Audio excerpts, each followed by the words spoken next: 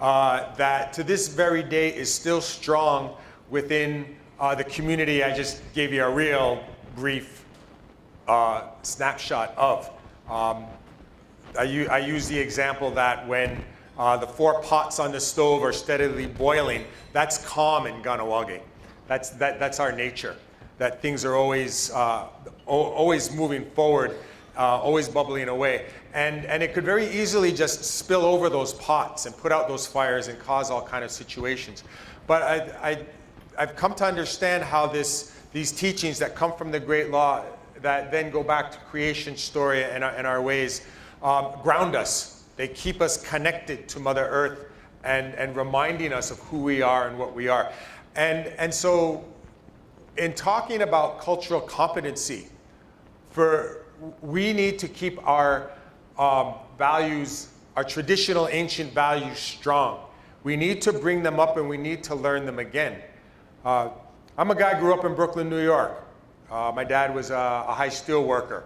And for the first 21 years of my life, all I knew was that we used to go back home to Kahnawake in the summer and that we were Indians. And I visited my grandmother and aunts and uncles and cousins. And that was my knowledge about that. Moving back home in 1976, I received this entirely different new education about some of the things I just began to share with you. And realized that in contemporary Kahnawake, that there is these different worlds that exist together. The traditional world and these values that are in there. And I realized that and came to understand that our parents taught us that, even though they didn't grow up within the Longhouse. And as I said, we grew up in a different country, but always went home. That in their regular way of doing things without putting names or labels to it, Skana, Gatniguriyo, Gasastansara was at the base of all the things that we did. So when we carry this over into then the work that we do in health promotion, diabetes prevention, those things became evident. We started a diabetes prevention project in 1994 and hit the ground running, and we're doing this insane amount of lifestyle activities in the schools, with the community, with organizations. And when we looked back after 3-4 years and did that review and reflection, we saw how these values were present and that it enabled us to move things forward.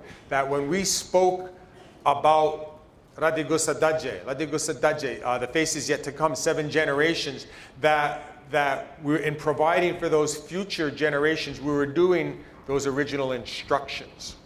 And so it becomes clear that when we move forward in these contemporary times to do our work in health, that our different nations have our creation stories and we have our ways of doing and knowing, and that these are the things that need to be evident, that we need to keep them in the front and guide us in the work that we do, to guide us in the decisions that we take. We're very much about taking the responsibility to heal ourselves. And I certainly heard that growing up, that you're responsible for yourself. And that became a phrase that we used, and it's still used a lot in the work that we do, that when we sit back and rely on outside places, if we sit there and wait for money to come across the table to be able to do things, well, it's really not happening. We understand the economy of this contemporary times. We all see how it just dwindles down. And as we wait for that, we have a choice that we can sit back and say, oh, well, we're going to cut funding. We have to lay people off. We're not going to do a food bank. We're not going to do a moccasin walk. We're not going to have children's education programs. That we're not honoring what we need to do. And we need to pull those things back up to the front and say, okay, what's more important here? How do we move that we have to move these things forward, and how do we go about to do that? And so we have to ground ourselves in understanding who we are, what we are, from where we come. If we have the language, to use the language. If we have ceremonies, to use our ceremonies. That we all have our traditional foods. Whether we get them from the ground, by planting, by gathering, whether we go to the waters, or whether we go out in the hunt to gain, we have access to those things, and in some cases we had access and we lost access, or the access that's there is not very healthy. And so our work goes out wider than just doing health promotion. We become environmentalists. We become warriors of wellness, which is a phrase that somebody had said back in the early 2000s at a conference, that's what we really are. We're warriors of wellness. And as warriors, we're responsible to take care of the people and take care of the future generations. So the challenge that we have in our contemporary times is working through our situations, working through our personal situations and conditions, and also working through the impact of all those social determinants of health that are around us, plus those colonial attitudes, those aggressions that come from the outside, and to be able to stand up and keep that head up and the eyes looking forward to do things in a cultural way, to do things in a good way, for the benefit of the people. And so there's three levels of education that have to take place. One is among ourselves, doing the work. The other is with the people of our community, because we're all at different levels of cognition and awareness. Some of us are asleep. We've been put to sleep, and we've allowed that to happen over the generations. But there's an awakening, and we're in the midst of that. That awakening started in the 70s, and it's been gaining strength and momentum. And I've said it a few times to some of the old timers in the room. When I talked about the old timers, the folks that have been around since the early 90s doing diabetes prevention work, and we bump into each other every 5 or 10 years and compliment each other on how awesome we look and still are. Because we are, and we do look great because of the work that we're doing and that we're still dedicated to it. And I lost my train of thought on that one. This is what happens when you get old. The changes that we've seen from 1994 to 2000 to 2016 are phenomenal, and not just in the community work we do. I had the honor last week to be at a Canadian Academy of Health Sciences, a gathering of academics, the cream of academia. And among the people there are some of those researchers that were at the 1995 Diabetes Conference in Winnipeg and at the International Conference in 1997. And we don't see each other, but still doing the same thing. And these people from the academy, from other cultures, back in those days were open. And were willing to learn and met with people who were also willing to share. And over the years, seeing this evolution and this growth continue to gather strength, that today, when I listen to frontline workers from communities and the diabetes prevention activities, healthy lifestyle activities that they're doing, it's phenomenal. It's great stuff. There's so much back to the land. There's so much consultation with people. The scientists, both from Indigenous community and the Academy, we talk about Indigenous methodologies and ways of doing things. And so we're gathering that strength. So competency, cultural competency, begins at home with us, and we need to take that, shine it, and bring it out and share that. Miigwech. Well done, well said. Thank you. Bonnie, over to you. Okay. Okay, Nistu Nidaniko Boyaki, Nistu Gainai, and I'm from the Mamiu clan. I'd like to acknowledge the ancestors and the elders, the Gasanaks of this territory, and thank you for welcoming us in your traditional lands to have this meeting. I'm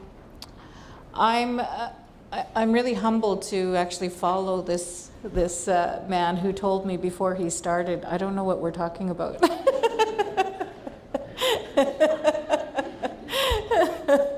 And I'm only going to share more of a personal experience and some of the work that we're doing in Alberta with our research center, the Alberta First Nations Information Governance Center, on how we're addressing this piece, but not so much in the formality of the Western approach or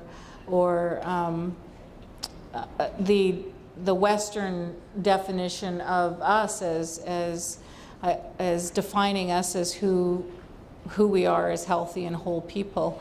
So a little bit of background of myself. I'm the great-granddaughter of the head chief Red Crow who signed Treaty 7, and my maternal grandfather is,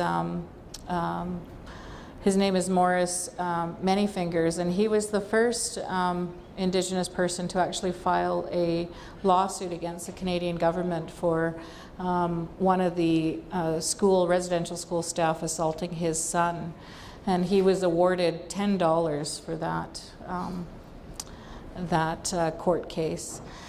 And his son is my grandfather. His name is Frank Manyfingers, and my grandfather was the founder of the Indian Rodeo Association, which is now of North America.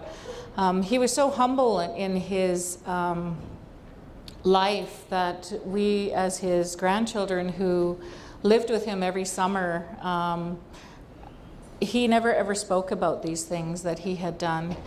And he was one of the first ones in our community to ally with the ranchers in the local community to lobby the local town that his kids, my mother, did not attend residential school and had to negotiate that relationship with the church. So I was really fortunate to be brought up by and have the relationship with these individuals, and find it no wonder that we are, or our family is where they are. And both of my grandfathers, my maternal and my paternal grandfathers, great-grandfathers, had to hold our sacred bundles for 30 years, all of their adult life. And transfer of those bundles should only be 4 or 5 years. But because it went into the Criminal Code of Canada, they had to hold it for over 30 years. So my mother was raised by her grandfather, and she was raised in those sacred circles. She was what the old ones referred to as Minipoka, the holy child. She was one of the only children that was allowed to go in and out of the center teepee. I, as an adult, joined the Sacred Horn Society about 4 years ago with my husband. And it's hard work, it's life commitment. Prior to that, I learned through a Sioux Sundance and had joined and started my spiritual path a long time ago. I was raised by my grandmother, a language speaker, so I was raised with our ways. And I was given to my grandmother to help her, so almost be the liaison between our home community and the Western world.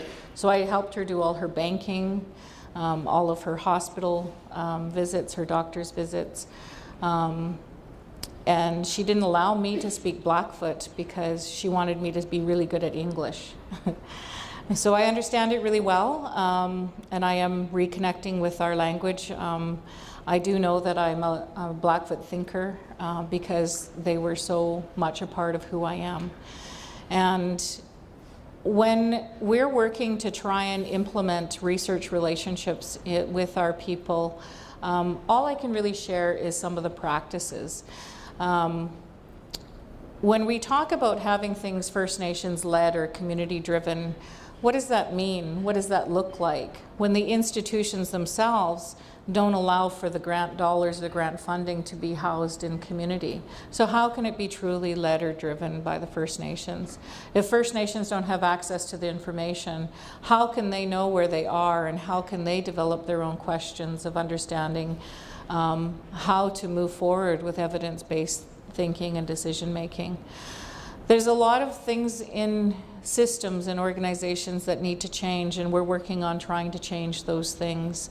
When we started our large cancer study, there was a lot of concerns from my elders and my family about the work that I was doing because of how political the disease cancer can be.